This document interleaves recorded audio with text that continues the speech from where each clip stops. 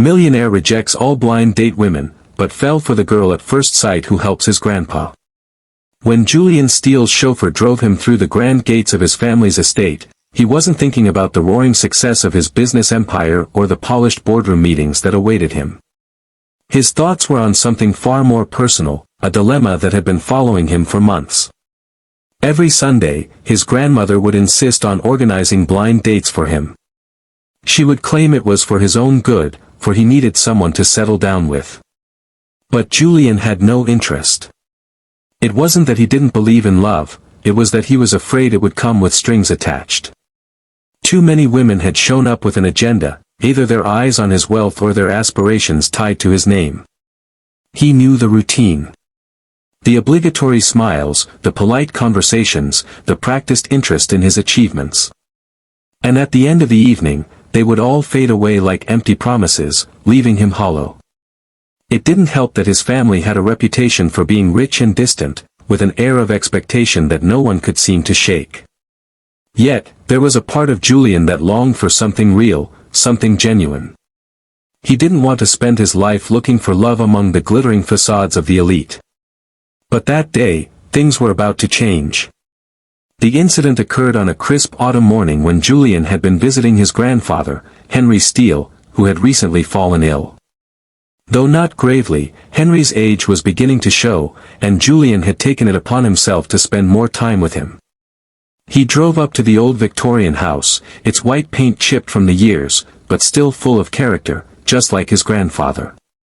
As Julian entered, he found his grandfather in the garden, the old man's cane resting beside him as he gazed out at the roses in bloom. Henry was never one to show weakness, but Julian could see the weariness in his eyes. "Grandpa, how are you feeling today?" Julian asked, his voice soft with concern. "I'm doing all right," Henry replied, though his face betrayed a certain tiredness. "But there's something I need your help with, son." Before Julian could ask what it was, the old man's gaze shifted toward a young woman walking by the garden gate. She was in her early 20s, with a kind smile and a basket of groceries in her hands. "Her name's Emma," Henry said, a wistful smile tugging at his lips. "She helps me every week. Always goes out of her way to make sure I'm doing well." "She's a good one, Julian." Julian frowned slightly. He wasn't used to hearing his grandfather speak like this about someone who wasn't part of their privileged circle. As if sensing his hesitation, Henry added, "She's not like the others. She's different." Curious, Julian watched as Emma approached the gate. She greeted his grandfather with the same warm, infectious smile he had seen on Henry's face many times. "Good morning, Mr. Steele," Emma said brightly, before turning to Julian with a polite nod. "And you must be Mr. Steele's grandson. It's so nice to finally meet you." There was something unpretentious about her. She wasn't concerned about his wealth or status, she was simply kind. For the first time in ages, Julian felt a sense of ease he hadn't known he needed. There was no agenda here, no act. Just pure, genuine human interaction. As they spoke, Julian learned more about Emma. She worked as a nurse, helping people in their final stages of life. It was the kind of job that required endless empathy and strength. Emma lived in a modest apartment nearby, worked long hours, and still found time to care for his grandfather every week. "Your grandfather is a treasure," she said softly, handing Henry a bottle of his favorite tea. "I'm just glad I can do something for him." The words hit Julian deeply. Here was a woman who didn't expect anything in return.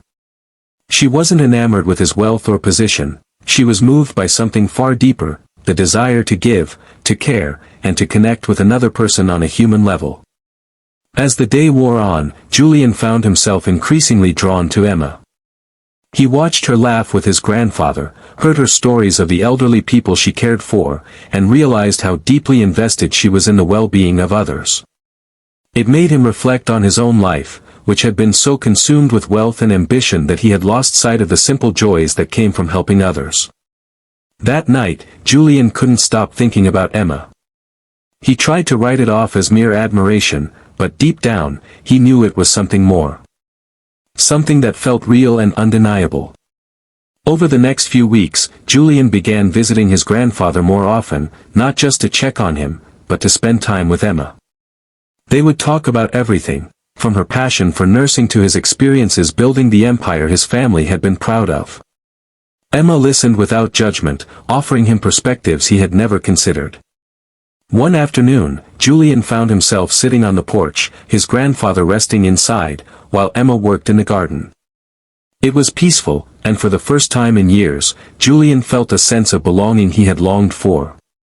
"I never really knew what it was like to give without expecting anything in return," he confessed to her, his voice quiet but full of sincerity. "But you've made me see what really matters." Emma paused, her hands stilling as she looked at him. "Julian, you can't find happiness by chasing after things. It's the people who love you and the moments you share that make life worth living." Her words struck Julian to his core. He realized then that all the wealth in the world couldn't compare to the depth of connection he was experiencing with Emma. Weeks turned into months, and their connection blossomed into something neither of them had expected. Julian found himself falling for the girl who had so effortlessly captured his heart, not because of her kindness to him, but because of the way she lived with integrity, purpose, and love. One evening, as they sat on the porch watching the sun set, Julian took her hand in his. "Emma, I never believed in love at first sight.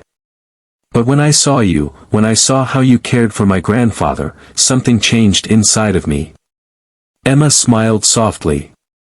"Julian, I don't need anything from you but your heart." That was enough. It was all he had to give. Julian Steele didn't just find love that day, he found humanity in its purest form.